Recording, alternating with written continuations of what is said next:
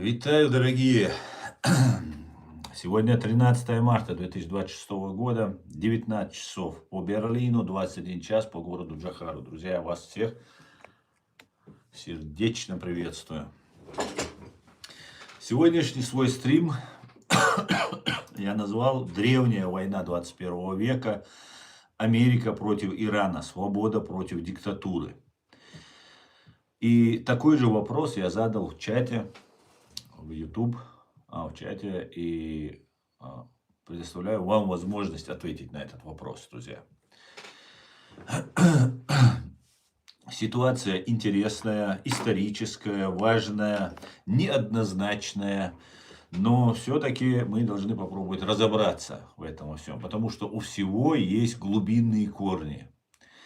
Но перед тем, как начать, как обычно, напоминаю, стрим у нас идет на YouTube-канале Reality и на канале в TikTok Аслан Арцуев. Всем тем, кто находится во временно оккупированной Чеченской Республике Ичкерия, либо в фашистской России, пожалуйста, заботьтесь о вашей безопасности, не пишите комментарии и не распространяйте ссылку на наш стрим. Смотреть пока вам вроде бы безопасно, потому что информация нужна, вы тоже должны знать, что происходит из разных источников. Поэтому пока смотреть безопасно, друзья. Все остальные, кто не находится в досягаемости юрисдикции фашистской России, пожалуйста, пишите, задавайте вопросы, давайте обсуждать. Время очень интересное, время историческое. И не хочу пугать, немножко опасное, да. Но опасность нас заводит, да. Нам становится интереснее. Поэтому, как говорится, один раз живем и всего лишь один раз умрем. Ва алейкум ассалам аманаз. Маш Вовель, Старклайд, приветствую тебя тоже. Итак, друзья, я хотел бы поделиться с вами небольшой информацией, чтобы вы поняли, почему мой стрим сегодня именно так называется. Причем вы, наверное, заметили, я не поддерживал войну против Ирана, по крайней мере сейчас. Хотя я понимаю, что Иран является, сегодняшний режим в Иране является той тьмой, которая противостоит свету. И насколько свет, американский свет, ярок, и насколько он на самом деле свет остался тем светом, которым он был. Вот в этом и возникают у нас проблемы. Потому что США очень далеко отошли от основ своих. И МАГА, Make America Great Again, то есть сделаем Америку снова великой, с каким лозунгом Трамп пришел в президенты, который говорил, что больше никаких войн внешних, что войны будут, имеется в виду антикоррупционные, антимиграционные, войны будут внутри США, то есть США будут делать сильнее и величественнее внутри своей страны.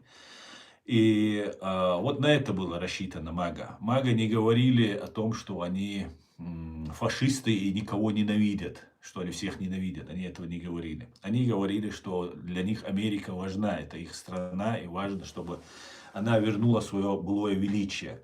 И Трамп начал очень правильно, именно так, как зарождалась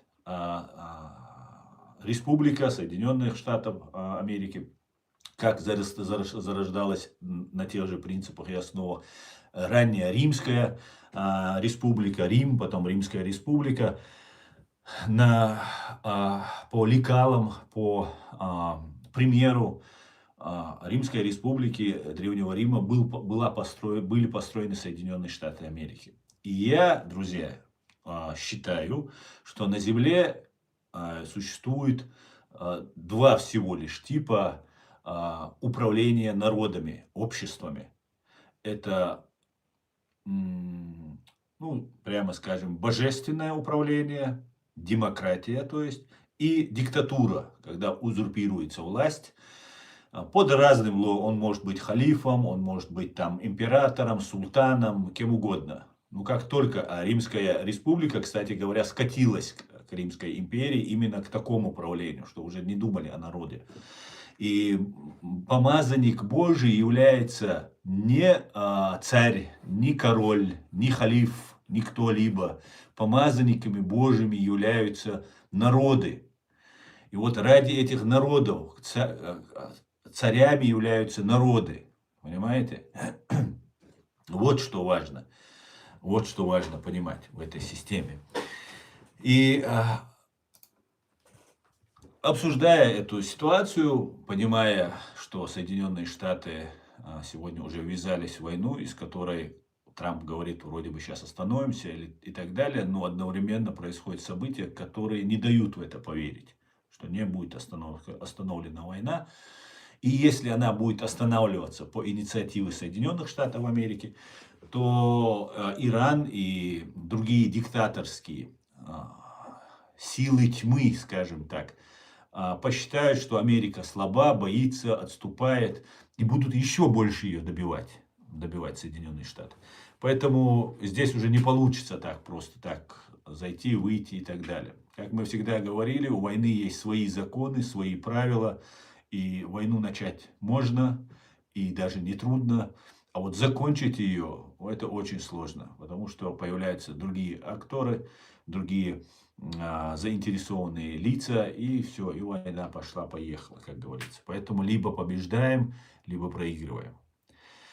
И один из аргументов сил тьмы, я не побоюсь этого слова, нынешнего режима аятолл, постоянно выкатывает такой аргумент в отношении США.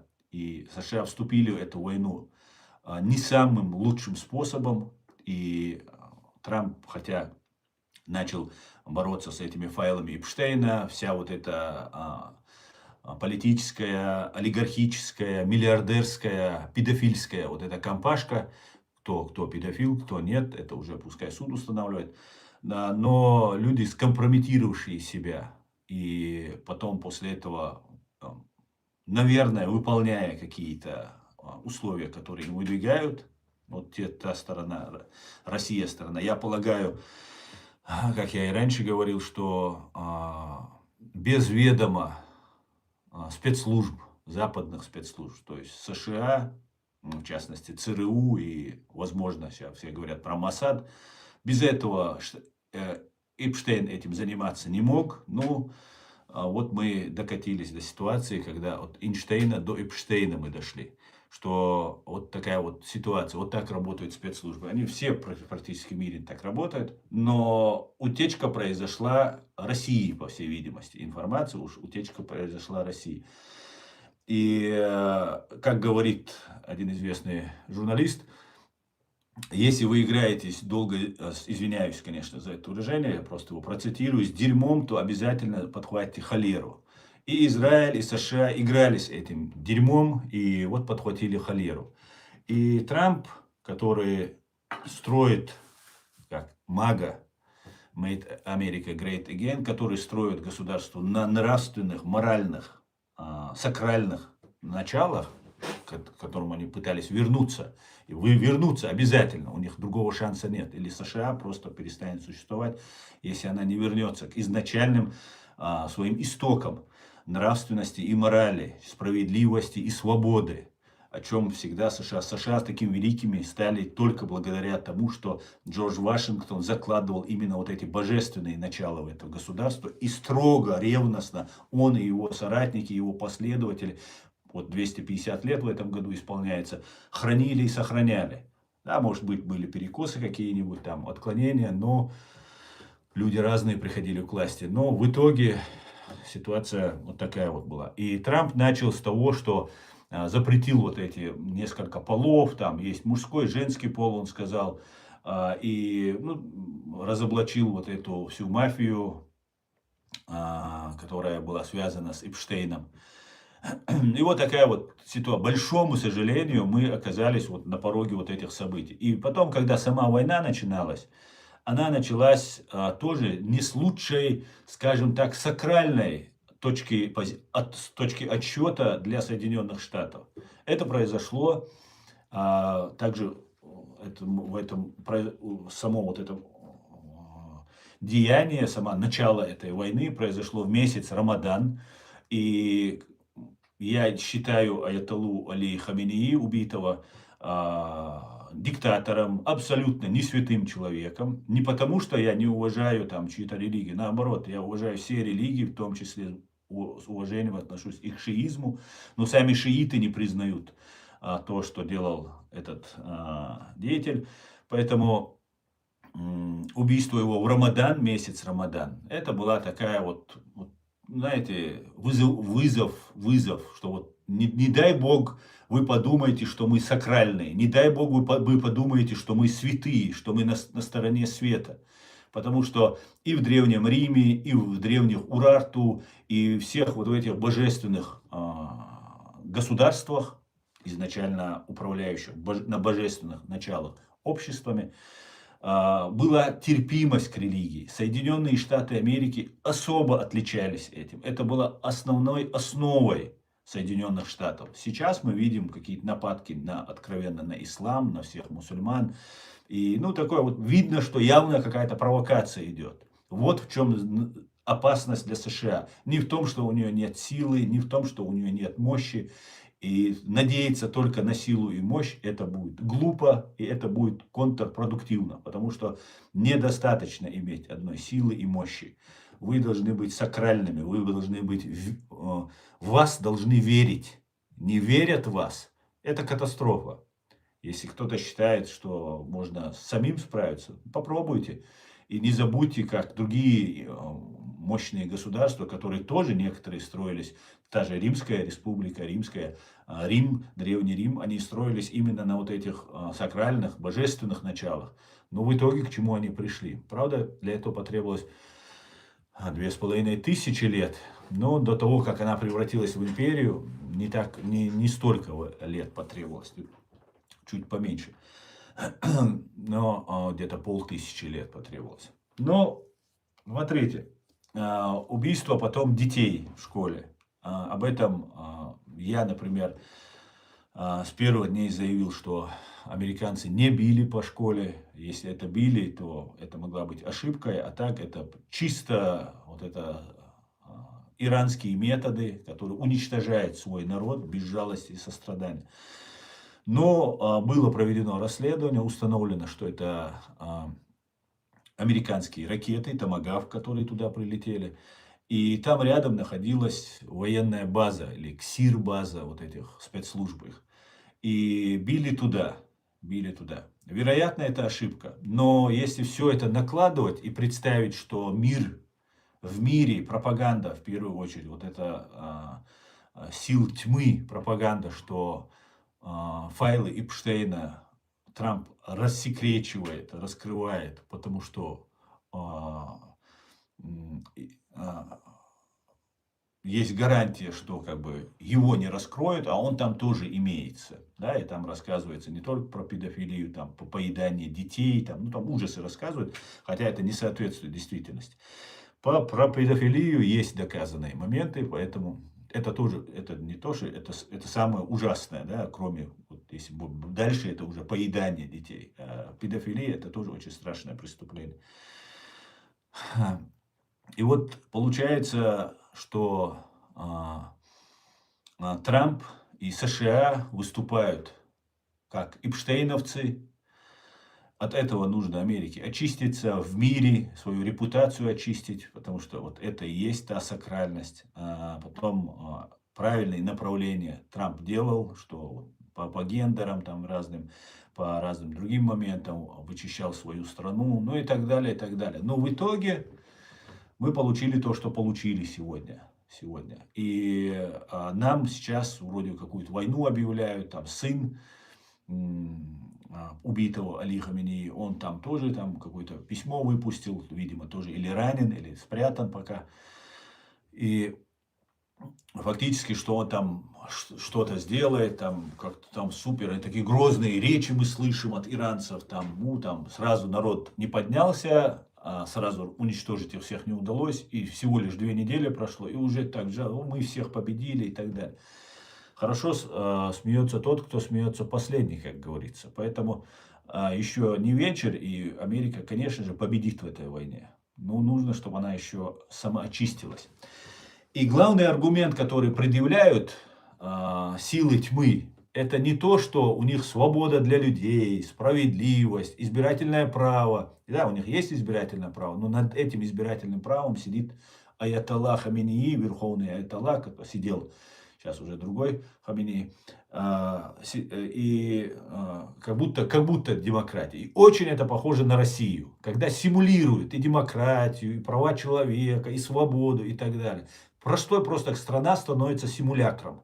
Во всех областях, во всех. А нам, людям, которые жили в Советском Союзе, которые знают хорошо не понаслышке фашистскую Россию, нам много рассказывать не надо. Мы знаем, как все там параллельно существует. Да, есть один мир, есть другой мир, есть еще зоновский мир, там много разных параллельных миров, где люди сосуществуют. И мы это хорошо понимаем. И единственный аргумент, который выдвигают аятоллы, функционеры аятолл, это любимый их такой аргумент, который якобы, наверное, знаете, я никогда не слышал, чтобы иранцы на эту тему вот так говорили много. И сейчас, когда много об этом говорится, что Иран это древний народ, а американцы это 250 лет всего там и так далее, мы там победим, чему они нас могут научить там и так далее, и так далее.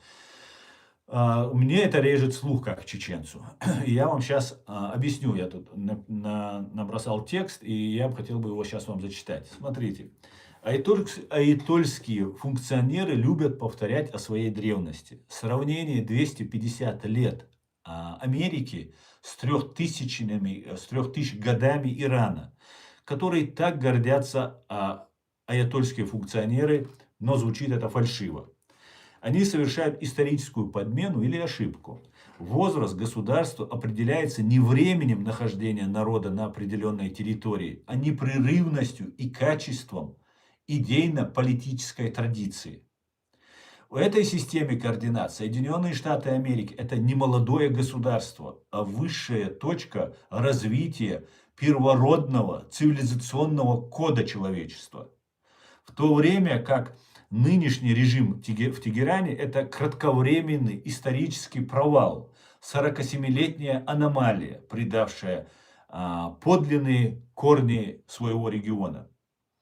На территории современного иранского плато и сопредельных земель, задолго до того, как там прозвучало первое слово на иранских наречиях, процветали цивилизации, чья сложность до сих пор поражает воображение.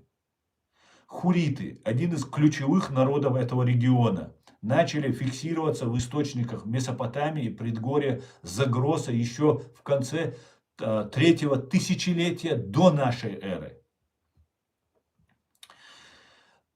Пик их государственности пришелся на середину второго тысячелетия до нашей эры, примерно 1500-1350 годы до нашей эры, когда они создали мощное и влиятельное государство Митане. Это была цивилизация высокого технологического этоса, это значит нравственности. Они первыми возвели в культ инженерный гений, создав непревзойденные системы ирригации, развили передовую металлургию и выстроили сложнейшую административную и военную вертикаль. Но их главным достижением был этический кодекс. Урартская модель управления строилась не на прихоти тирана, а на божественном порядке. Прообразе верховенства закона, где свобода, справедливость и служение обществу были возведены в абсолют. Это была культура воинов и созидателей, оставившая после себя города, а не просто пепелище кочевых стоянок. Ключевым моментом в истории человечества стало распространение этого интеллектуального и сакрального кода на Запад. Историческая наука находит все больше подтверждений восточного, малоазийского происхождения этрусков, народа, который, вероятно, стал мостом между древними культурами Кавказа, Митании, Урарту и будущим величием Рима. Возможно, именно этруски импортировали туда хурито-урартское мировоззрение и знания. Они принесли на Апеннины концепцию служения народу, сакральное право и те самые технологии, которые позже назовут римским чудом.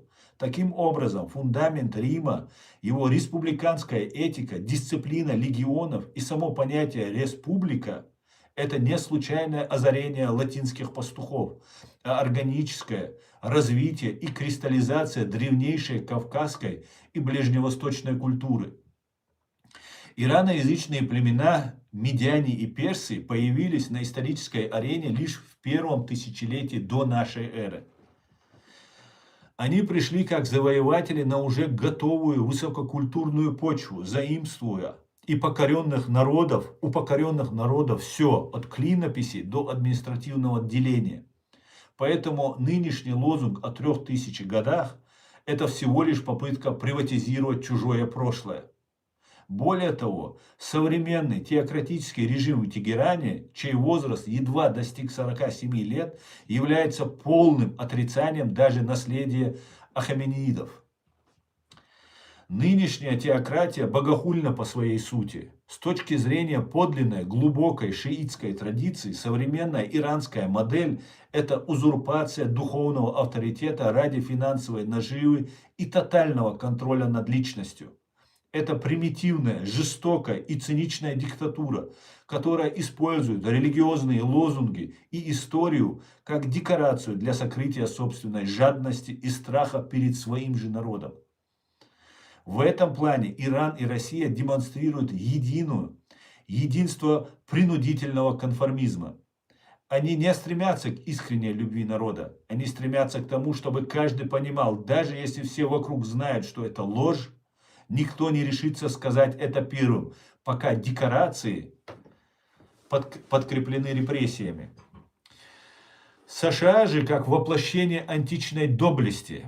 На этом фоне Соединенные Штаты Америки выглядят как единственный легитимный продолжатель светлой линии человеческой истории. Джордж Вашингтон и отцы-основатели не изобретали демократию из ничего.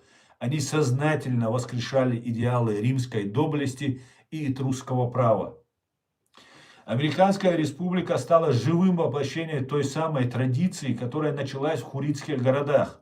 США взяли тысячелетние принципы: верховенство права народа над волей правителя, гражданскую ответственность и личную неприкосновенность как основу общества, свободу созидания как высшую ценность. Сравнивать мощь государства по датам на календаре или даже по биологическому возрасту их лидеров – это удел слабых. Истинное величие измеряется нравственным качеством государственного устройства. США сегодня стоят на плечах гигантов. От урартской этики воинов, строителей и законодателей до римских сенаторов. История – это великая битва идей. Сегодня мы видим столкновение двух траекторий. Одна система США несет в себе генетический код порядка, этики и свободы. Другая, нынешний иранский режим, олицетворяет собой мракобесие и хаос, прикрывающиеся руинами цивилизации, к которым они не имеют отношения. Настоящая божественная сила на стороне тех, кто хранит правовое и нравственное наследие человечества. Соединенные Штаты Америки всегда побеждали тогда, когда четко осознавали эту истину. Сегодня, в эпоху глобальной турбулентности, Америка должна сделать свою приверженность этой высокой цивилизационной миссии своим главным политическим манифестом. Только последовательная верность идеалам свободы, чести, справедливости и закона позволит западной цивилизации уверенно противостоять временным диктатурам.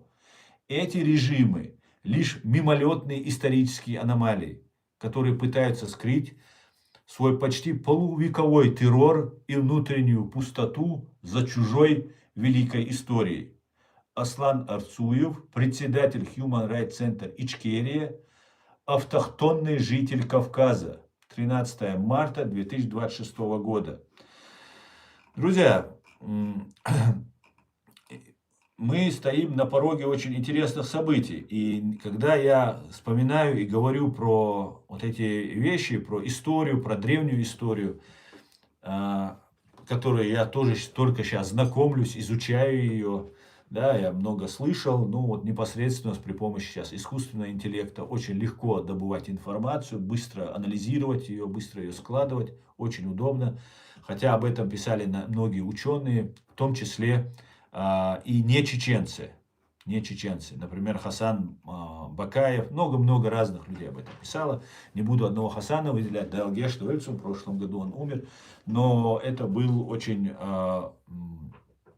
важный и нужный человек для этого дела. К большому сожалению, его среди нас больше нет.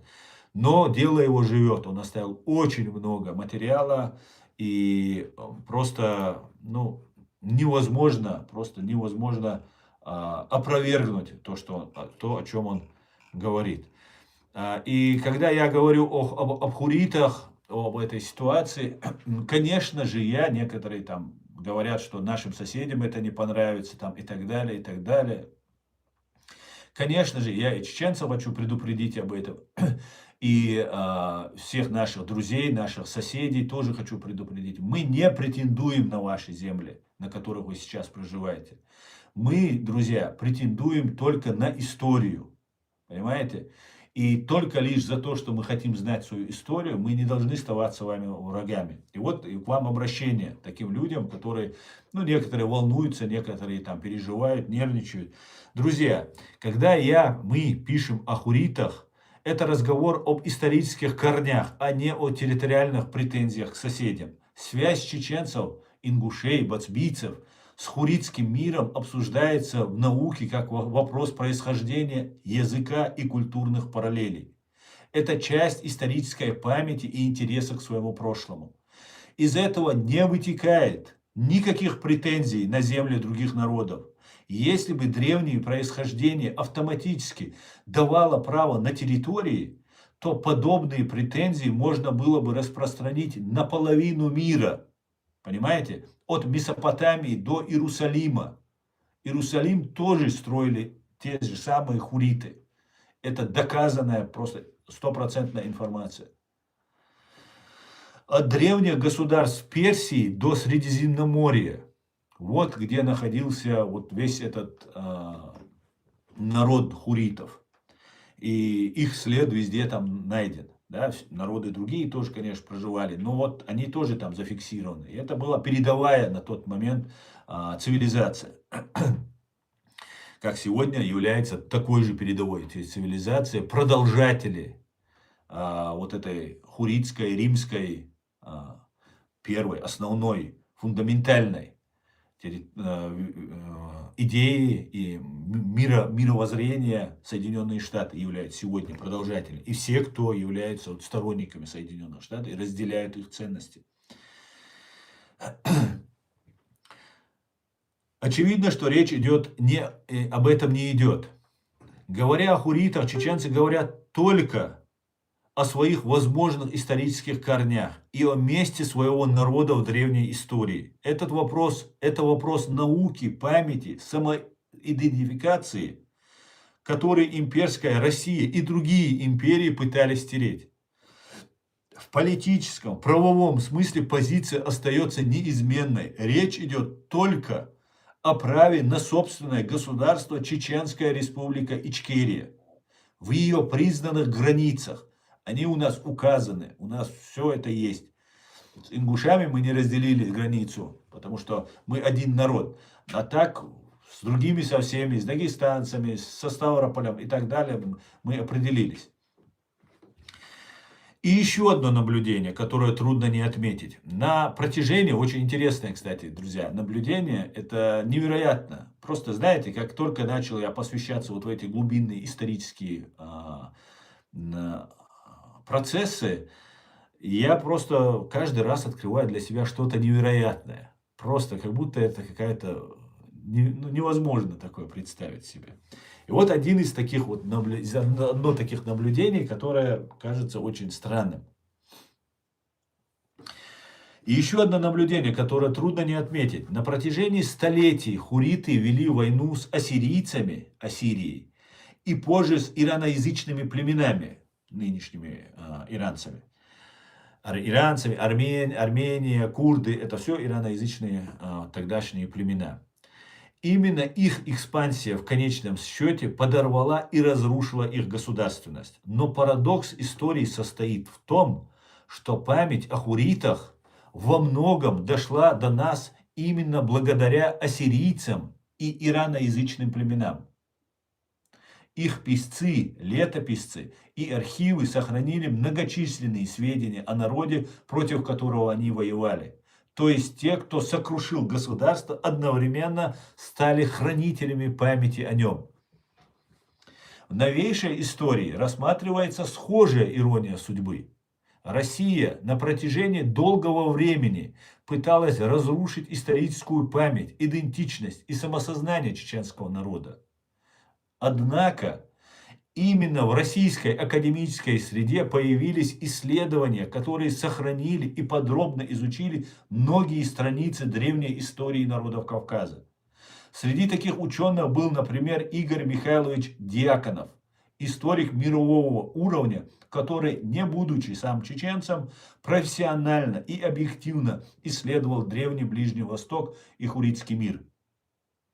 Его работы, как и исследования ряда других ученых, стали важной частью научных знаний. Так иногда складывается история. Те, кто в политической реальности выступают разрушителями, в научной сфере невольно оказываются хранителями памяти. Вот такое вот интересное наблюдение и предупреждение всем нашим друзьям, чтобы вы не волновались. Мы не претендуем, ни на Иерусалим не претендуем, ни на Рим не претендуем.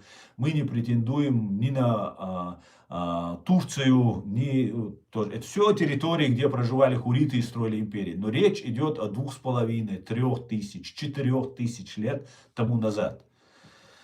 Понимаете? Поэтому за это вам беспокоиться не нужно, друзья. Наоборот, мы все кавказцы, наши соседи, мы все причастны к этому. Не одни чеченцы, да, какие-то кавказцы позже к нам пришли.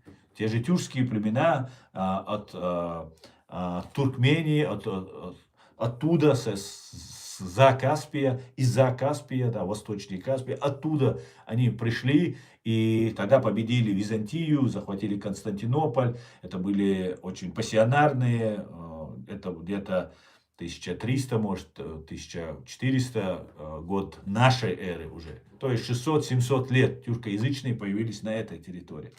Но это колоссальный срок. Даже если столько, кажется, по сравнению с 3000, 10 тысячами, 700 лет, это огромнейший срок. И это уже коренные жители этих территорий. Конечно же, мы не претендуем, у нас нет возможности заселить даже, если бы вы сами отдали бы эти территории. У нас нет такой возможности. И эта история очень древняя. Мы не претендуем. Мы претендуем только на свою территорию. И на то, чтобы сохранить память истории. Хотя ее пытаются скрыть. Многие народы и империи пытаются присвоить себе эту историю. И из-за этого зло на земле происходит. Из-за того, что они обманывают своих же людей. Никому не нужна чужая история. Мне она не нужна точно. Ну вот такая вот история интересная. Мне казалось, что Россия ведет, первая страна, которая на моей памяти ведет войну против соседнего государства ради истории. Оказалось, что против нашего народа 1000 лет велась такая война. Понимаете? 1000 лет пытались украсть нашу историю, скрыть от нас ее, чтобы мы не знали, чтобы мы ничего не претендовали, не претендовали на свою историю. Если вы хотите более подробно узнать от Хасана Бакаева про хурритов, есть такая, вот у меня выложил и в Фейсбуке, и в YouTube, есть у него статья Хасан Бакаев «Заметки о хурритах». Очень интересная заметка, есть ссылка, я все это разместил. И здесь очень многие не чеченцы доказывают, что хурриты это прямые прародители, про предки нынешних чеченцев, ингушей, бацбийцев. Вот такие вот интересные вещи, друзья. И почему я вам это все рассказываю? Я вам рассказываю, потому что я понимаю, почему Соединенные Штаты Америки являются на стороне света. Это не значит, что Дональд Трамп является на стороне света или нынешняя администрация таковой является, друзья, чтобы вы понимали. Я долго поддерживал, заступался за Дональда Трампа. Но Дональд Трамп совершает очень много ошибок. И иногда эти ошибки, ну, граничат с откровенным пособничеством фашистской России. Например, сегодня, как стало известно, Трамп и представитель Трампа, министр, сейчас я,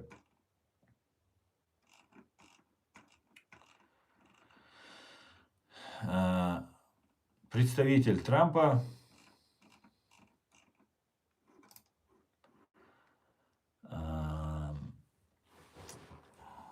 Скотт Бессент. США временно ослабляют санкции в отношении Российской Федерации и разрешают странам закупать российскую нефть. Об этом сообщил в соцсетях министр финансов США Скотт Бессент. Решение принято в связи с обострением ситуации на Ближнем Востоке, чтобы обеспечить стабильность на мировых рынках энергоносителей. По словам министра, это узкая, краткосрочная мера, которая распространяется только на нефть, уже находящегося в пути и погруженную на суда по состоянию на 12 марта. Но в другом месте я прочитал, это нам говорит CGTN, китайское издание, вот эту информацию сообщает. В другом месте я прочитал, что до 100 миллионов баррелей нефти, то есть 10 миллиардов долларов, Трамп разрешает купить, на 10 миллиардов долларов Трамп разрешает купить нефть у россиян. То есть на 10 миллиардов долларов Россию делают богаче. И сейчас мы видим, что и Путин, и вся вот эта шайка-лейка, и во все пропагандисты просто кайфуют от того, что происходит. Они зачинщики этой войны. Они зачинщики войны. И мы сейчас придем к одному очень важному моменту, друзья, который я вам хотел рассказать. Как вы знаете, я делал расследование по поводу бостонского теракта на территории, в городе Бостоне, на марафоне в 2013 году, 21 апреля 2013 года, братья Царнаевы взорвали бомбы и убили 3 человека, и 16-17 человек получили тяжкие увечья, ампутации, и несколько сот человек там были ранены, получили различной степени тяжести травмы и ранения. И этот случай был раскручен. Я об этом писал подробно, приводя косвенные, прямые, свои личные наблюдения и доказательства. И как будучи адвокатом, который участвовал в некоторых делах, и зная методы работы фашистских спецслужб, я написал вот этот текст. Я его написал еще в прошлом году раньше, но опубликовал я его только в октябре прошлого года. И я его назвал, расследовал бостонский этот теракт, кто за этим может стоять и так далее. И сейчас, 7 марта, в Нью-Йорке, знаете, есть мэр Нью-Йорка Мамдани. И, видите, знаете, когда вы смотрите на это, просто смешно становится. Мамдани, который такой враг был Трампа, приходит к Трампу в овальный кабинет, там разговаривает, журналист задает: вы же его фашистом назвали. Трамп говорит: ничего страшного. И мы понимаем, что это все спектакль. Понимаете, когда тебя называют фашистом самой великой страны в мире, это тебя должно оскорбить. Понимаете? Если ты стоишь на этих нравственных, сакральных основах, на которых построено это государство. И Мамдани, что сделал Мамдани? Мэр 20-15, сколько там миллионов Нью-Йорка, города Нью-Йорка, где назначили его мэром, он начал делать намаз на улице. Это все, что должен сделать человек, где в христианском городе, где подавляющее большинство, миллионы американцев и неамериканцев, латиноамериканцев, являются христианами. Пришел и сразу ему доверили управлять городом, он показывает свою религиозную идентичность и подчеркивает ее.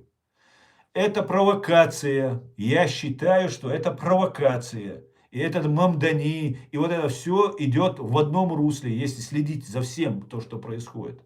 И следить за бостонским терактом, друзья. Это очень важный момент. Понимаете? И перед ним, перед его зданием Мамдани организуется митинг. Очень интересно, и ФБР нужно это знать, и американским спецслужбам это надо знать. Не идти просто вот на поводу, если реально хотят расследовать. А если нет, ну тогда у Америки проблемы. У нас у всех тогда проблемы.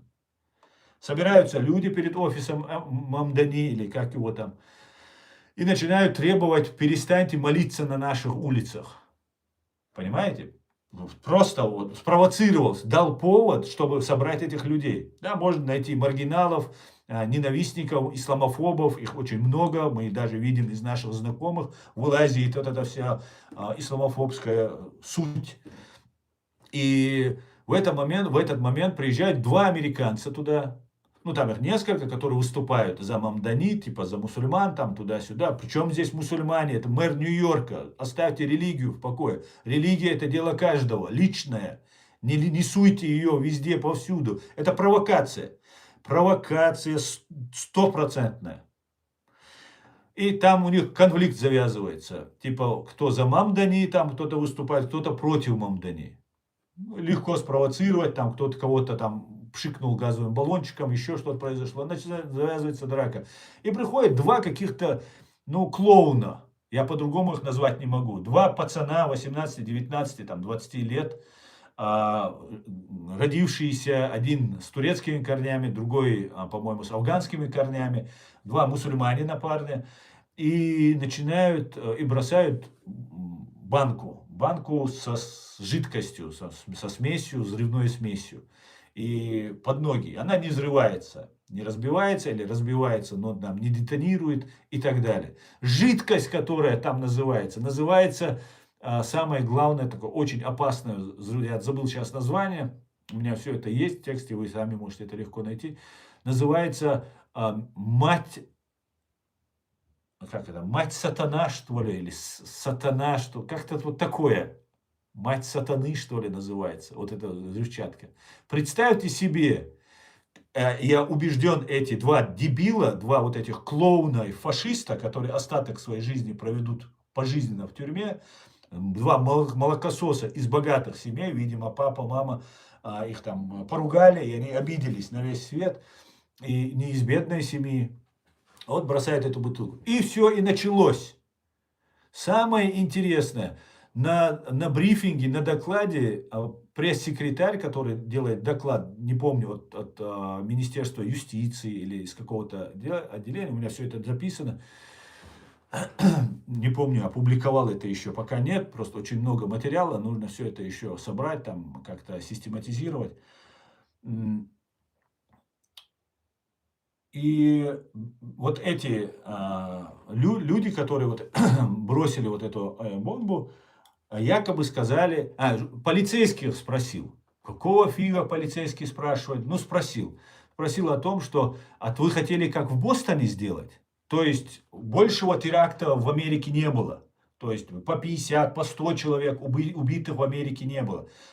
При всем уважении ко всем погибшим. Но тогда погибло всего 3 человека. Но это так распиарили. И это позволило, тот бостонский теракт 2013 года, позволил Путину через Обаму вернуться за стол переговоров и вместе с Америкой бороться против исламистов, там, радикалистов там, и так далее в Сирии. Хотя война готовилась, мощь, вся эта американская мощь готовилась свергнуть диктатора Башара Асада. То есть Соединенные Штаты Америки готовились к своей сакральной, главной своей миссии, где они освобождают народы, понимаете, от диктатур. А их направили, взорвав сперва в бостонский теракт, потом появился ИГИЛ, который начал всех там подряд вырезать, демонстративно, голливудские такие съемки были, если вы помните, такие мощные. Я смотрел и понимал, что мусульманин, вообще человек, хоть во что-то верующий, так не может поступать. Вообще никак. Но это прямой удар был мусульманам. Против мусульман это было сделано. Не мог сделать человек, который хотя бы немножко уважительно относится к религии, делать такое. Это была провокация была. И мы оказались в этом.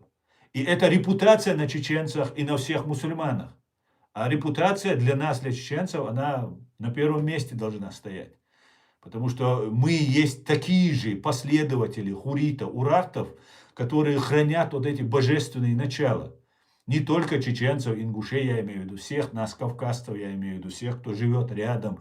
Мы все должны придерживаться этого. Это не чеченское, это божественное. Но мы, чеченцы, храним это в себе, как и некоторые другие, кто больше, кто меньше. И мы тоже потеряли очень много. И у нас тоже есть перекосы и очень плохие вещи. Но сейчас вот такая вот ситуация. И вот этот на пресс-конференции заявляют, что вот мы сказали, он сказал, что вот бостонский был теракт. И вот этот бостонский теракт, там всего 3 погибло, я хотел убить еще больше, заявил этот ублюдок. И после этого получилась ситуация, что все начали говорить про бостонский теракт. Просто вы, если забьете в интернете, и очень многие об этом говорят, и все про трамповский. Вот этот бостонский теракт, бостонский теракт. Я полагаю, еще будут теракты. А если вы знаете, я говорил, давно говорил, что будут теракты. Будут их вновь и вновь делать, когда они начали чисто раскачивать антимусульманскую карту. Понимаете? То есть Соединенные Штаты борются против своего многовекового, несколько тысяч лет врага, зла, тьмы, против тьмы, но подсовывается, как и в случае в Сирии, не против диктатора, а против религии, против миллиардов людей.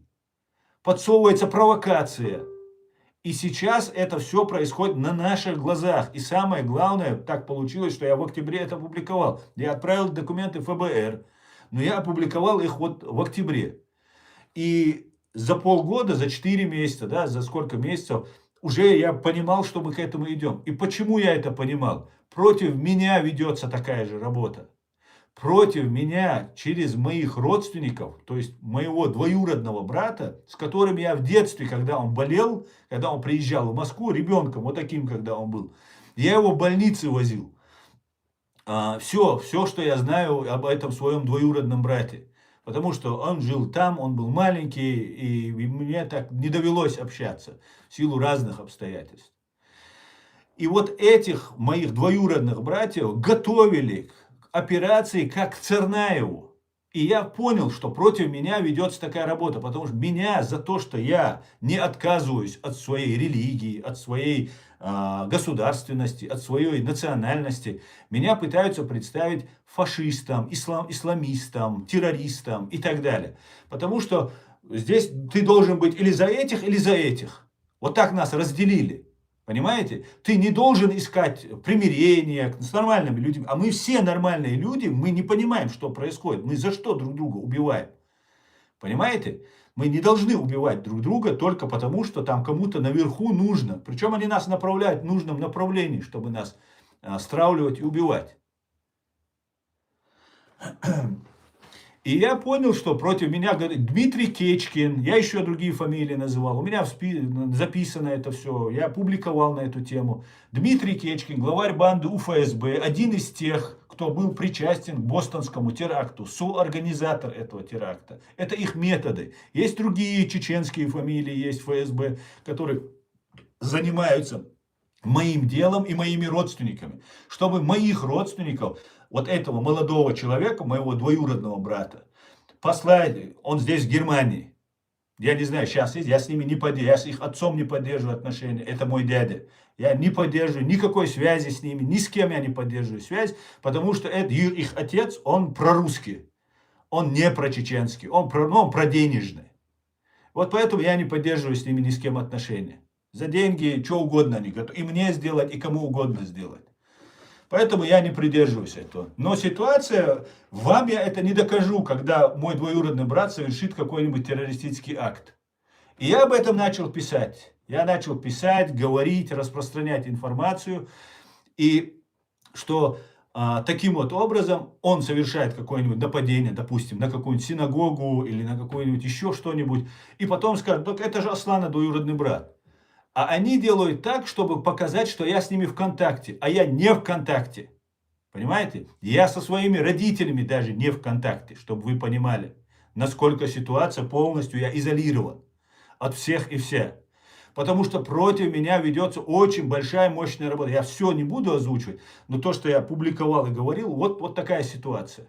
И мне удалось тогда угадать. Я поговорил с отцом этого мальчика и сказал: тебе, твоему сыну угрожает опасность. Он сказал: если мне заплатит ФСБ, я буду работать на них. Иди к черту. Вот как был у меня с ним разговор. Вот что он мне сказал. Это мой дядя. Понимаете? И у меня нет просто, я не связывался с ним, мне вообще не интересно было с ним связываться. Но так как я понял картину, которая ведется против меня, я с ним связался. Я получил вот такой разговор. Долгий разговор, трудный, но итог получился этот. Меня не услышали. Твоего ж сына убьют. Твою как братьев Цернаевых подставили. Также твоего сына, вот так же этих двоих подставили в Америке. Вот это из Пенсильвании, вот эти двое дебилов, которых использовали. Понимаете? И вот эта работа ведется, и эта работа будет продолжаться против и меня, и против мира и стабильности. Это провокации идут. Хотят стравить мусульман и христиан. Причем, знаете, это хотят стравить не только какие-то силы извне, скажем так. Вот сегодня, вчера наблюдаем, шииты, сунниты, оказывается, братья. Понимаете, Америка на них напала, и теперь они стали братьями. Туркам они братья стали, они Кадырову братьями стали. И у меня возникает ситуация, а нас пытаются разделить специально, христиан и мусульман, чтобы мы друг с другом воевали. У меня нет претензий ни к одному христианскому народу. Россия – это не христианская страна, это сатанистская страна, их бог сатана, их Ленин. Это их пророк, который лежит у них на Красной площади в мавзолее. И все, что они делают, это чистое зло, абсолютное, беспримесное. Поэтому это не христиане. С христианами, где я живу в христианской стране, которая приняла меня, приютила меня, и я увидел настоящую божественную милость от этих людей. Доброту, человечность, заботу, внимание, честность. Вот что я увидел от христиан Германии. Понимаете? От христиан, не христиан, всех людей, которые здесь живут. Поэтому нас пытаются стравить. Ведется вот такая вот работа.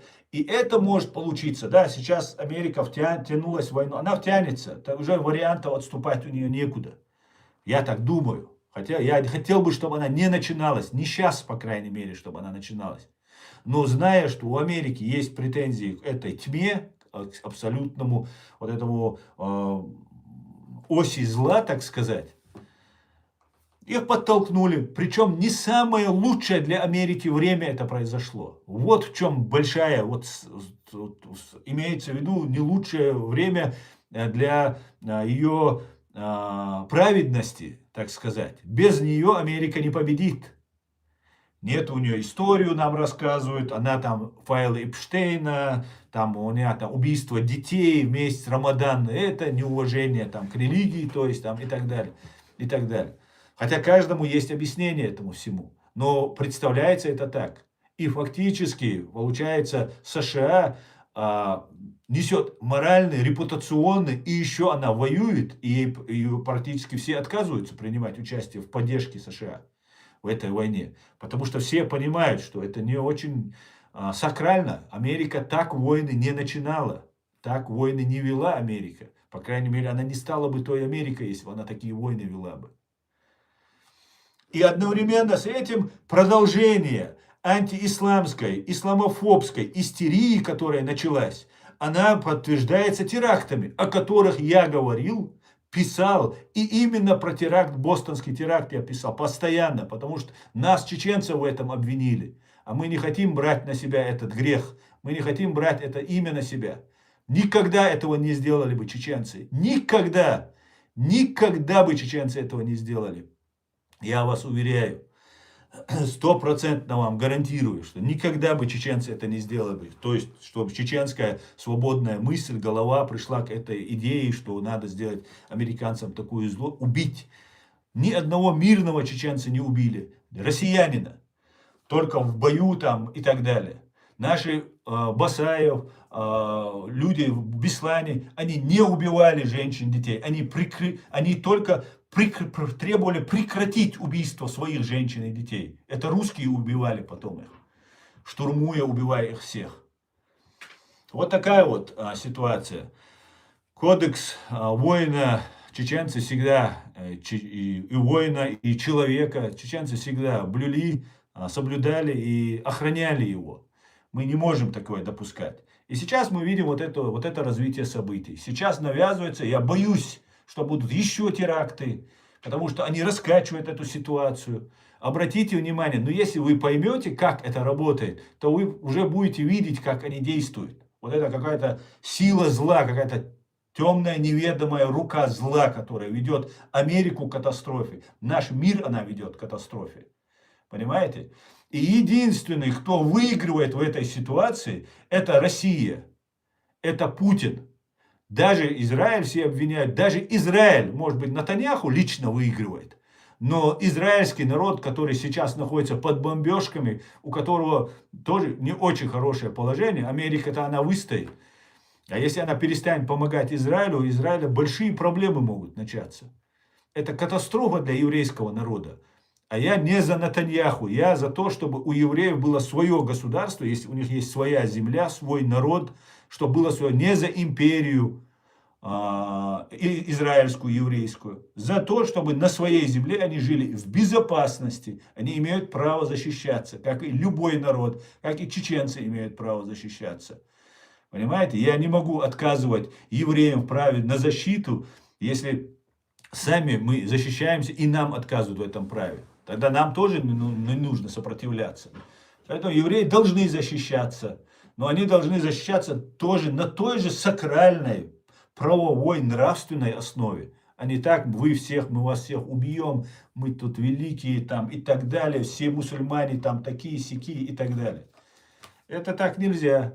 Это к катастрофе нас приведет. Всех до единого. Вот такой вот, друзья, интересный сегодня у меня вам рассказ. Я сейчас почитаю ваши комментарии. И давайте, посмотрю, как вы ответили на вопрос. Америка против Ирана, свобода против диктатуры. Да, 28%, нет, 49%. 23% ответили другой вариант. Я полагаю, что многие не слышали весь наш сегодняшний стрим. Теперь выйдите, обмозгуйте, что я сказал, зайдите и переголосуйте. Может изменится ваш выбор. Потому что не все так на поверхности лежит, как нам кажется на первый взгляд. Так. Давайте я пойду в ваши комментарии читать. Вы много написали.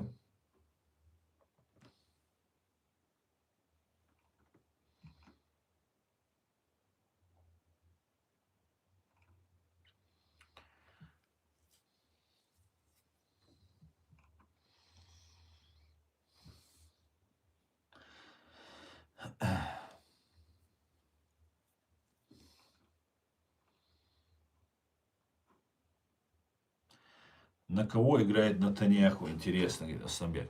На сегодня видно, что война для США невыгодна, и Трамп теряет голоса. Многие обвиняют Нетаньяху в использовании Трампа. Да, такие обвинения уже абсолютно открыто, громко, прям им задают эти вопросы, не скрываются. Да, такое есть, говорят. И на кого играет, за кого играет Нетаньяху, я не знаю. Я знаю, что в Израиле есть такой Яков Кедми, который сидит на фоне бюста Феликса Эдмундовича Сдержинского, то есть основателя ЧК, нынешнего ФСБ фактически. И абсолютно спокойно ездит в Россию, там дает Соловьеву, ублюдку Соловьеву интервью, возвращается и так далее. Подождите, друзья, так не делается дела. Либо мы на стороне света, либо мы на стороне тьмы. Понимаете? Это значит, получается, я вам всем рассказываю сказки, какой я за справедливость, какой я честный и так далее. А втихаря, например, с кадыровцами, они, кстати говоря, пытаются представить, что я с ними втихаря на связи. И Нетаньяху прямо говорит, с Путиным у меня дружеские старые отношения, это очень нужно и так далее. Все, это объяснение. Все, нужно. А убили 1200 евреев 7 октября, это все, забыли. Подождите, тогда русские взорвали свои дома и убили 304 своих вот этих русские спецслужбы. И я до сих пор виню, обвиняю, предъявляю русским за то, что как это, вас убивают, а вы еще эту власть поддерживаете. А тут 1200. Зашли так, самая охраняемая стена, все такое. Зашли, убили, ушли, а дальше финансировал, вооружал все это Советский Союз, Россия, Иран все это время. А он дальше дружит. Это как это выходит? Это получается, я говорю одно, а дружу с дьяволом, с сатаной так получается, да? Потому что они чеченцы, например, я скажу. Кадыровцы, они чеченцы, поэтому я с ними буду. Нам чеченцы вот эту версию нам рассказывают о том, что да, мы все, короче, одни чеченцы, я не за этих, я за то, чтобы все чеченцы были вместе. Так и я тоже, чтобы все были вместе. Просто вот эти, они убивают чеченцев, понимаете? У меня не убили никого эти чеченцы. Никого они у меня не убили. Ни русские у меня не убили. У меня одна бабушка во время войны умерла от инфаркта. Непосредственно убийство там, и там просто не было возможности в больницу отвезти, там комендантский час, все перекрыто и так далее. И она это скрывала и умерла от этого. Когда у нее болело сердце, она не говорила этого. И вот умерла. Легла спать и не проснулась. Так вот, я тогда тоже могу тогда сказать, да, вот, о чем мне тогда, о чем мне сделать, давайте вместе и так далее. И вот эта ситуация для евреев может очень больно аукнуться, что вот мы, остальные это плохие. Даже если это плохой, это наш сукин сын. Даже если это плохой сукин сын, это наш сукин сын. Нет, так это не работает. Либо на стороне добра вы, или на стороне света. Либо вы на стороне тьмы. Вот и все. Другого выбора нет здесь. Эти вещи нужно очень четко понимать. Натаньяху что там делать? Я не знаю. Я знаю, что все мои знакомые евреи Натаньяху очень поддерживают. Не прямо, не громко, но дают понять, что это наш человек, что он молодец. С одной стороны, можно понять. Он, по ним бьют, он 40 лет стоит на страже этих интересов, там бьется, дерется и так далее. Но черт его знает, может 40 лет пора на пенсию, может надо отдохнуть немножко, может переработал уже чуть-чуть, уже может уже и там и компроматы, может быть, там набрал на себя, и еще что-то случилось, не знаю я. Но быть на стороне или просто быть вместе со злом, значит, ты такой же получаешься. Вот и все. Ну, давайте, друзья, я много-много, я смотрю комментарии, я просто вниз все это перемотаю. И если можно, повторите просто свои вопросы. Я сейчас буду читать ваши комментарии. Чертовка, спасибо тебе большое, приветствую тебя, Чертовка. Который работает на 2 фронта.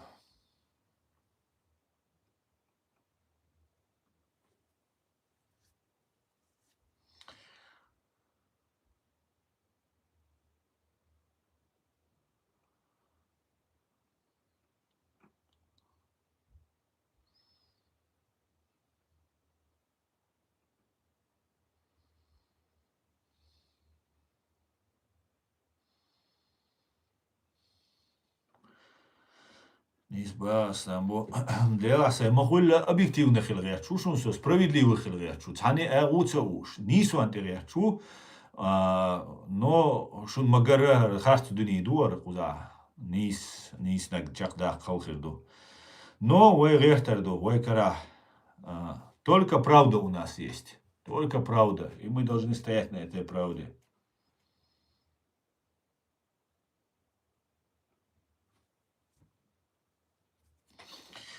С флагами коалиции Эпштейна это надо же быть лицемером, чтобы говорить о чести и совести, говорит Алибек. Алибек это у нас россиянин. Россиянин, который считает, что вот такая вот ситуация. Алибек, я тебе, наверное, ты не слышал, я раньше в своих стримах рассказывал. Когда я работал адвокатом, ко мне пришел один чувак с длинной такой косичкой, который сказал, что его жена вместе с его сыном, с 2 его сыновьями, один его сын от прежнего брака, а второй их совместный сын, младший сын, вместе с ними сбежала жена от него. И он просил найти меня, эту жену и так далее. Я сказал, почему ты в полицию не обратился? Я сказал, что он обратился в полицию и так далее, но жена там что-то наговорила, и он боится идти в полицию, ему нужен адвокат. И вот вместе мы с ним поехали, там главный отдел там по детским, по несовершеннолетним. И я туда, когда пришел, он меня ждал на улице, и я сказал, где дети, где вот у человека, моего клиента пропали дети, жена вместе с детьми ушла, один ребенок совместный, а старший, который он не совместный. Мы должны знать, где этот ребенок. Меня полицейские, ну, сказали там, не помню, как называется, там, какой-то колокольчик, что ли, такой детский какой-то приют, туда всех их перевезли, там они находятся, нам сказала дежурная. И меня пригласил полицейский в комнату. Когда я зашел в комнату, они передо мной положили все материалы. Мой клиент оставался снаружи и сказал, вы кто по национальности? Я говорю, я чеченец. Для меня очень странно, что вы защищаете, вот вы участвуете в этом деле, сказал. Я сказал, ничего странного нет, я адвокат, я обязан защищать всех, кто обращается ко мне за помощью. И она открыла мне материалы дела. Когда она открыла материалы дела, этот мальчик, старший его сын, который ему было, по-моему, 12 лет или 11 лет, он 3 года живет вот этой взрослой, так называемой, половой жизнью, и, ну, имеется в виду гомосексуальной половой жизнью.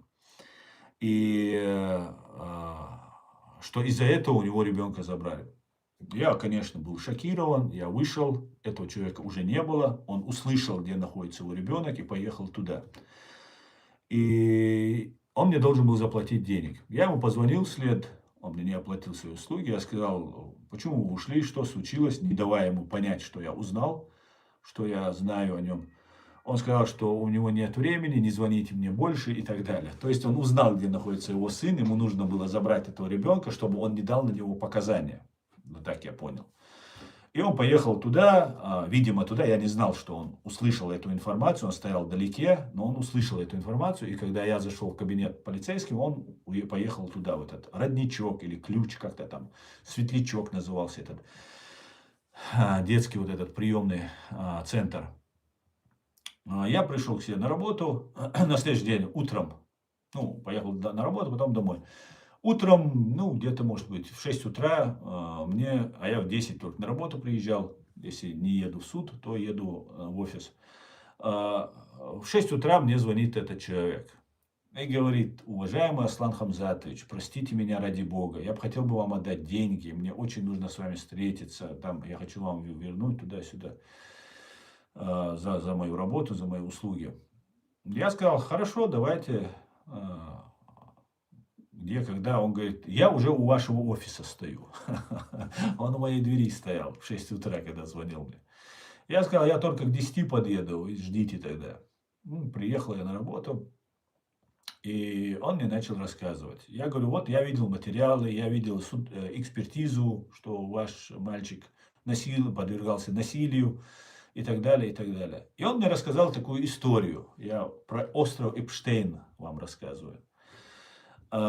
Что есть такая секта, ну, как бы секта, такая религиозная такая тема, они там собирают целые залы, огромные залы снимают. В Москве это не скрытно где-то, не подпольно, открыто, огромно. Там есть депутаты присутствующие, генералы ФСБ, он говорил, что они есть.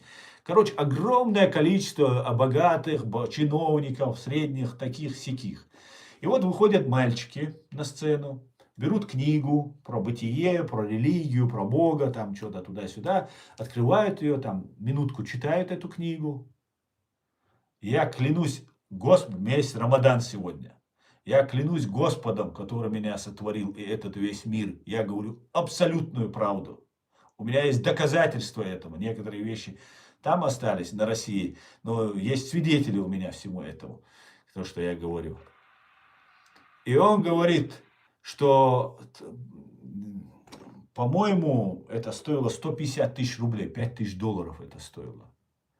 И вот какой мальчик лучше всего прочитал эту книжку, вот из зала кто-то встает и покупает у него эту книжку за 150 тысяч рублей. И он с этим мальчиком и с этой книжкой уходит. Это открытая проституция, детская проституция. Когда он мне все это рассказал, он там еще, мне нужно было получить информацию. Я, конечно же, слушал, записывал. Уже никаких у меня с ним обязательств адвокатских не было, потому что он их расторг по телефону, когда уже все послал меня к черту, а на второй день я уже ждал от него только деньги, которые он должен был мне заплатить. По-моему, $1000, по-моему, это было. И я все это выслушал, записал внимательно и послал его к черту. Сказал: ты, конечно, мерзавец, давай убирайся и так далее. И я начал заниматься этим вопросом. Я начал искать, мне нужна была информационная поддержка, потому что мне нужно было начать расследование. Я начал, у меня был адрес, где они последний раз собирались, у меня было название вот этой секты, которую они там религиозно делали. Я начал заниматься этим. Я обратился в огромное количество информационных ресурсов, журналистам, которых я требовал, просил помочь мне. Ко всем русским. Ни один русский мне не помог. Я, чеченец, занимался вот этими русскими детьми. На свой страх против ФСБ, министров и так далее, находясь в самой Москве, в самой России. И я обратился, в конце концов, к русским националистам. Есть русское радио, по-моему, оно называется. На одной из конференций, на пресс-центре, на Остоженке, мы какую-то там проводили встречу, и там я познакомился с одной журналисткой. Так вот, я сказал, что русских детей насилуют. И ФСБшники, министры, чиновники, всякое вот это, эти сволочи насилуют. Мне нужна ваша помощь. Она сказала: я вас прошу, Аслан, я за русских, я сама русская, это журналистка была. Если вы хотите жить, не говори. Она знала об этом. Она сказала мне: не говори ниоткуда. Или уезжай, и там за границей начинай это говорить. Но об этом не говори. Это для тебя опасно больше, чем что ты чеченец. Понимаете? И вы мне рассказываете каких-то Эпштейнов, Мипштейнов и так далее. Эпштейнов Трамп разоблачает. Это позор, что это было. Позор. Но это разоблачается. А вы, русские, россияне, вы разоблачаете своих педофилов, которые у вас все там пронизано? Или нет? Так.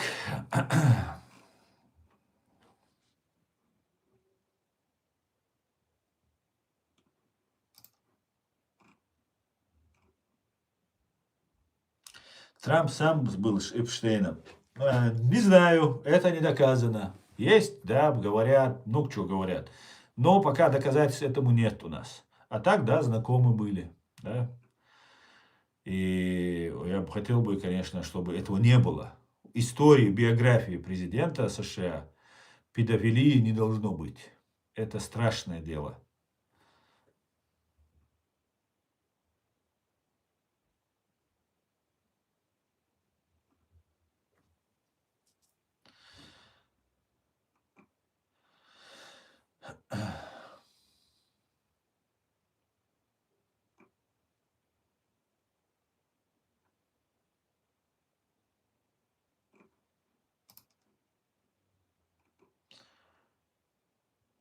Я смотрю, очень обиделись на правду.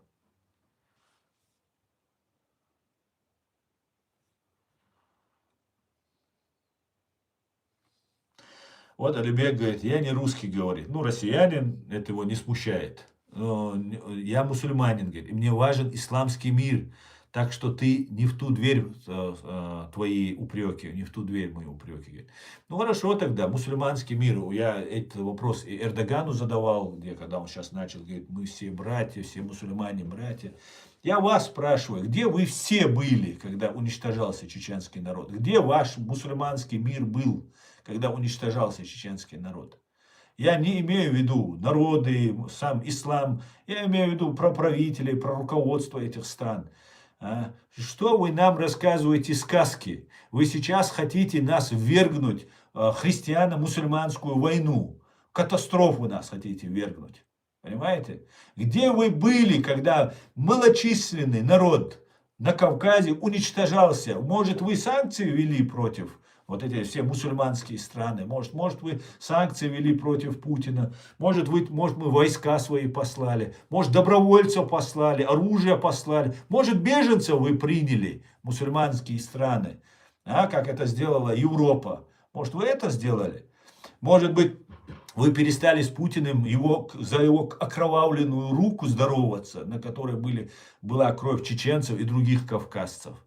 Может быть, вы перестали дипломатические отношения поддерживать с Россией? Нет. Давайте вы не будете сейчас нашу молодежь снова обманывать каким-то вот этим фейком о каком-то мусульманском мире. Нету никакого христианского мира, нету мусульманского мира. Есть мусульмане, есть христиане, которые живут в своих странах. И их руководство заботится о своих странах, о своих интересах, иногда личных своих интересах, иногда интересах своих стран. Но ни о каких там мусульманах, не мусульманах и так далее. Происходит геноцид, убийство более 250 тысяч граждан Чеченской Республики Ичкерия всех национальностей. И весь мир молчит. Но зато, как только кто-то бросит камень в какую-то мечеть где-то в Иерусалиме, весь мир начинает взрываться. Это лицемерие всех, кто вот так себя ведет, Всевышний, и наш пророк, мир ему, говорил о том, что он дал бы разрушить все мечети на этой земле, чтобы не пролилась одна кровь невинного человека. Одна кровь невинного человека, не мусульманина, любого человека, понимаете, не выделил он так, невинного человека. А вы нам рассказываете мечеть, вы обманщики, вы провокаторы, а ты, может быть, потребитель этой пропаганды, понимаешь? Вы потребители этой пропаганды. Нам про Аляксу там кто-то разрушит, какой-то храм построит. Это провокации, которые нас настраивают. И я имею право это говорить, потому что я представитель народа, который пережил геноцид при молчаливом согласии всего мусульманского, христианского, иудейского, атеистического, буддийского мира. У меня есть право, я знаю, кто такое Россия, что такое Россия. Я знаю, что такое так называемый исламский мир. Я это все знаю. Поэтому давайте вы не будете нам сказки рассказывать. Не будете себя обманывать, кто может, ты обманутый. Не будете дальше. А если ты россиянин, ты не вспоминай про Эпштейн, мусульман. Какой ты мусульманин, если ты россиянин? Мусульмане есть в России, живут, все такое. Но какое у тебя есть моральное право говорить за мусульманский мир, когда твоя страна, твоя фашистская русня больше всех убивала этих мусульман? Больше всех.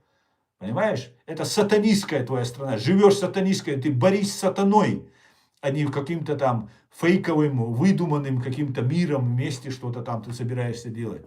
Чушь собачья. Детский лепет, Алибек. Вот что я тебе скажу.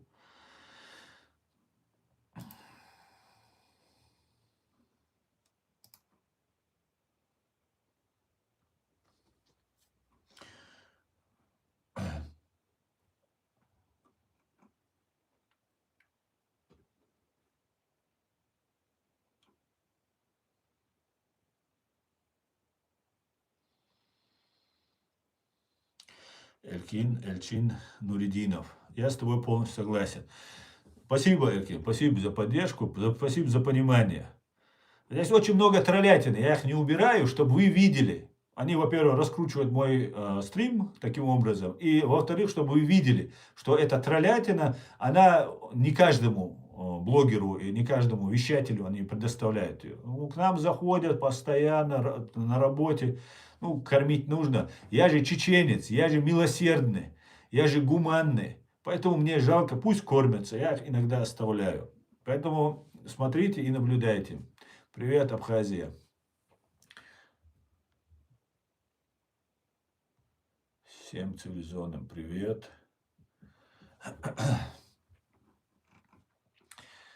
Так, Бандеровка, привет.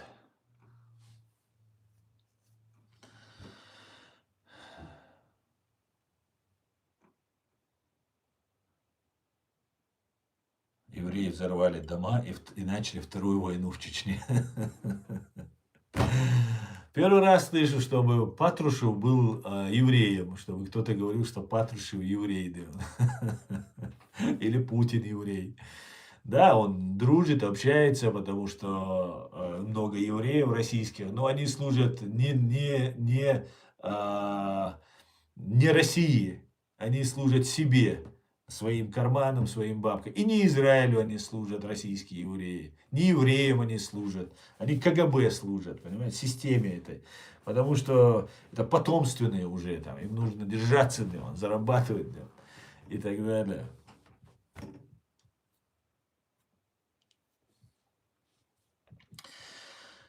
Когда в Чечне была война, где были мусульмане? Не было никаких мусульман, не было Эрдогана, не было великого там друга чеченцев, да, который там после мэром тогда он был, по-моему, Стамбула. Не было ничего. Да, приняли. Я не про турецкий народ, близко не говорю. Тем более про азербайджанский. Я понимаю, Эртин, может, вы азербайджанец. Большим уважением отношусь к азербайджанскому народу, как и к армянскому. Но и к турецкому, конечно же. Но ни в коем случае я не обязан поддерживать их руководство. У них внутри есть оппозиция, недовольные и так далее. А я поддерживаю отношения с народами, вне зависимости от их религии. Вот это я иду своим путем. Я пытаюсь разобраться. А нас пытаются загнать. Если ты мусульманин, то ты должен быть врагом этих. Если ты там иудей, ты то должен врагом в этих быть. Если ты христианин, то ты должен... Нет, подождите. Мы, чеченцы, носители вот этой древней хранители, скажем так, и носители, и хранители древней вот этой парадигмы справедливости. У многих народов это есть, у нас тоже это есть, очень ярко и сильно сохранено. И вот мы эти хранители. И я хочу оставаться на этой позиции. Почему я должен ненавидеть евреев? Почему я должен ненавидеть американцев? Почему? Вот за что? Что они мне сделали, чтобы я ненавидел? А дайте мне объяснение. Да, есть конкретные там какой-нибудь представитель власти, кто-нибудь. Да, они в своей стране их и сажают, и ругают, и что угодно делают. И я буду, и своих буду ругать, и чеченцев. Я и президента Масхадова критиковал, и буду любого критиковать. Для меня нет разницы, чеченец он или там турок. Я буду делать то, что я считаю правильным для себя. Все, что не противоречит моей совести и Уголовному кодексу Федеративной Республики Германия.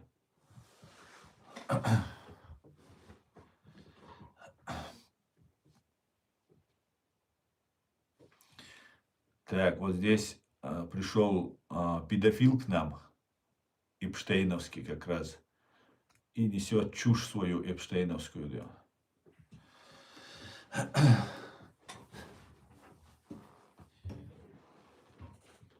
Фричкере. И это провокатор. Ты ему отвечаешь, это балабол, который сюда зашел. Понимаешь?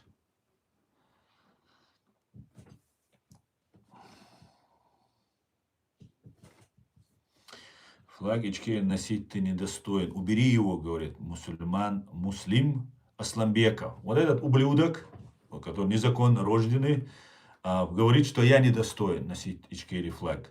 Этот ублюдок спрятался, боится назвать имя, сказать слово. И человеку, который уже 7 лет, а так всю свою жизнь стоит на принципах защиты прав чеченского народа и вообще прав человека.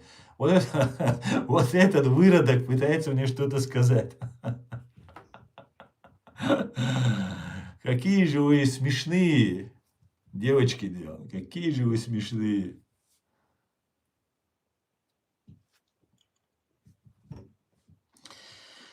Так, Аслан, пытался найти информацию о иорданских чеченцах. Как они там оказались, как они там сегодня живут? Можете рассказать, что знаете? Денджел, ну, лучше вам посмотреть в искусственном интеллекте, там более подробно будет информация. Сейчас у меня стрим немножко о другом. Месяц Рамадан ты оскорбляешь. Я месяц Рамадан не оскорбляю, я ублюдка оскорбляю. Понимаешь, который на меня возводит ложь, спрятавшись где-то там в помойке, из-под угла там скулит, я о нем говорю.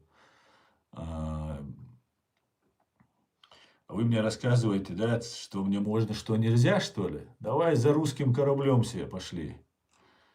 буду я с вами. Слишком много я с вами церемонился, да?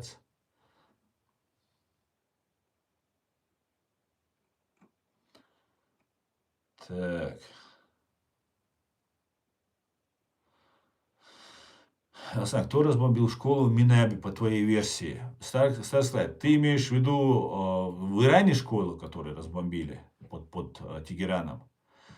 Но сейчас уже расследование было об этом. Туда прилетели, как говорят эксперты, американские ракеты «Томагавк», которые базируются на американских военных авианосцах, на кораблях или на самолетах. И я полагаю, что это ошибка в определении цели. Я не думаю, что это сделано умышленно. Я не могу допустить этого, что это сделали американцы умышленно, потому что это невозможно. Они это не... Да, может быть, эксцесс исполнителя, может быть провокация, да, внутри американской армии. Но это ложится в одну канву, где США вступает в войну с не самой лучшей своей репутацией, своей истории. А это для американцев очень важно. Они очень берегут эту репутацию. И это есть все для них. Но вот сейчас такая ситуация. К большому сожалению, вот это произошло. Поэтому я не знаю, что делать в этой ситуации. Конечно, это нужно признать, извиниться, все как положено, но это обязательно нужно сделать, но дальше нужно тоже исходить. И я считаю, для того, чтобы Соединенные Штаты Америки победили в этой войне, я как раз хотел в конце сказать, что пока Соединенные Штаты Америки и все другие страны не признают Чеченскую республику Ичкерия временно оккупированной, и что над нами совершен геноцид, у нас будут проблемы у всех. Понимаете? И победа будет только если вот эту ошибку будет исправлена. Это уже мое личное мнение по этому поводу, и это остро необходимо. Но пока мы не видим никаких подвижек в этом направлении, ну, всему свое время. Всему свое время. Спасибо, Бандеровка, спасибо.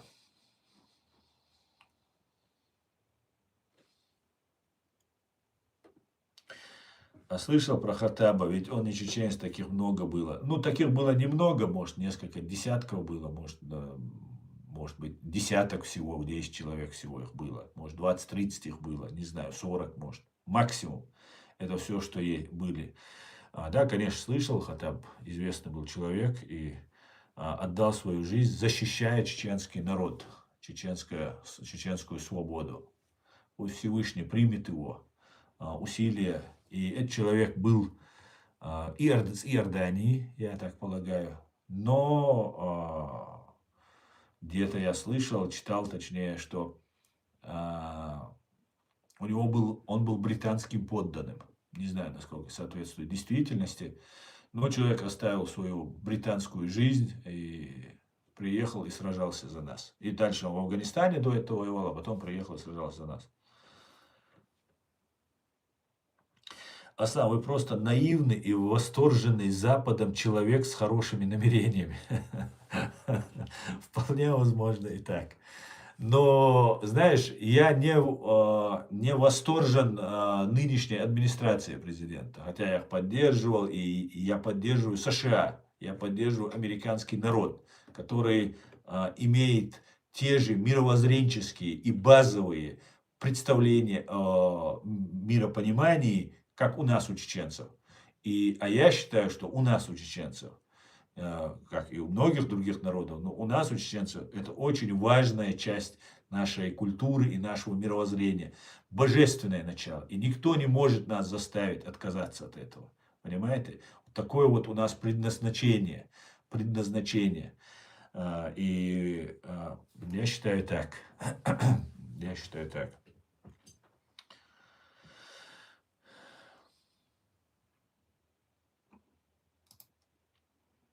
Так.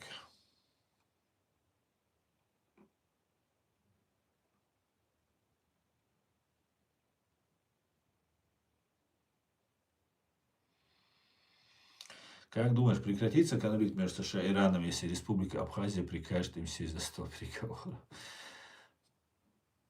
Смешно.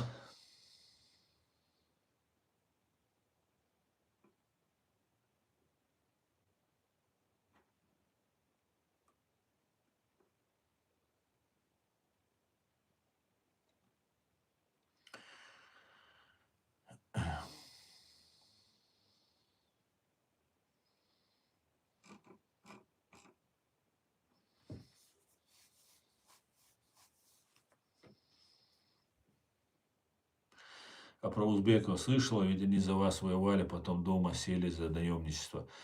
Ну, были разные добровольцы, приезжали, были. Не знаю конкретно за узбеков, но вполне возможно были. Всем огромная благодарность. Всем, каждому народу, каждому человеку мы вам должны. Тот, кто воевал, погиб или пострадал, как только наша страна освободится, мы вас никого не забудем, а если они погибли, мы не забудем их память и не забудем их семьи и их детей и внуков. Мы не забудем, мы вам это гарантируем. Мы чеченцы. Я вам даю слово, мы не забудем. Ни одного, кто за нас сражался, кто нам помогал словом, делом и так далее. Ни одного. Не волнуйтесь за это. Так. Когда в Чечне было хорошо? В Чечне было хорошо с 91 по 94 год. Это был такой рассвет чеченской свободы, независимости. И потом нам 3 года, чуть меньше даже, дали время. И после этого фашистская Россия с новой силой обрушилась на нас. Аслан, ты же поддерживал целый год Трампа, а теперь говоришь, что недоволен администрацией. Да, я поддерживал и до того, как он стал президентом, и когда он стал президентом, и сейчас я очень надеюсь, там Трамп ведь это всего один человек, 80 лет человеку, он даже не может, я не думаю, что он 10-12 часов бесперерывно может работать. Это такая страна, такая информация, такая мощь, которая и приходится управлять всем этим, читать, ознакомливаться, принимать решения, это все не так, что вот там Трамп все делает. И поэтому Америку я поддерживаю и буду поддерживать. Америка, в моем понимании, я для себя определил, изначально стоит вот на этих божественных началах. А то, что какая-то администрация делает какие-то там трюки, какие-то повороты, развороты, которые могут принести ей урон, которые наносят ей урон. Теракты, которые проводятся перед зданием мэра Нью-Йорка или там в Бостоне, это точно американскому народу не нужно, это Америке не нужно. Но это проходит ведь, правильно? Значит, какие-то силы работают против Америки, против какие-то силы зла. Пытаются раскачать, использовать и разбить эту страну. Поэтому для меня важно это. А администрация, они приходят, уходят. Я просто прямо открыто никогда не критиковал Трампа. Не говорил про него ничего плохое. Но когда сегодня Трамп говорит, что мы нефть будем 100 миллионов, да, 10, сколько там, 100 миллионов баррелей на 10 миллиардов долларов они будут продавать нефть России, а тогда я за украинский народ, я не за Трампа, я за украинский народ. Для меня борьба украинского народа – это продолжение моей борьбы, прямой моего народа борьбы. У нас это единая и грузинская борьба, и украинская борьба. Это прямая наша борьба. И поэтому для меня важно, чтобы экзистенционально важно, жизненно важно, понимаете, чтобы Украина победила, выстояла. Вот что мне важно. А в Украине тоже агентура сидит, и тоже продажные сволочи есть. Как-то так, друзья.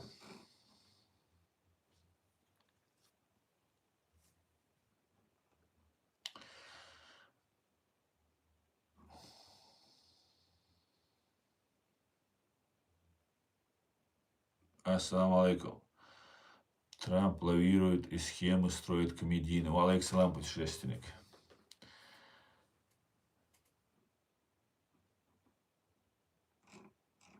Демократия должна быть везде, особенно там, где есть нефть.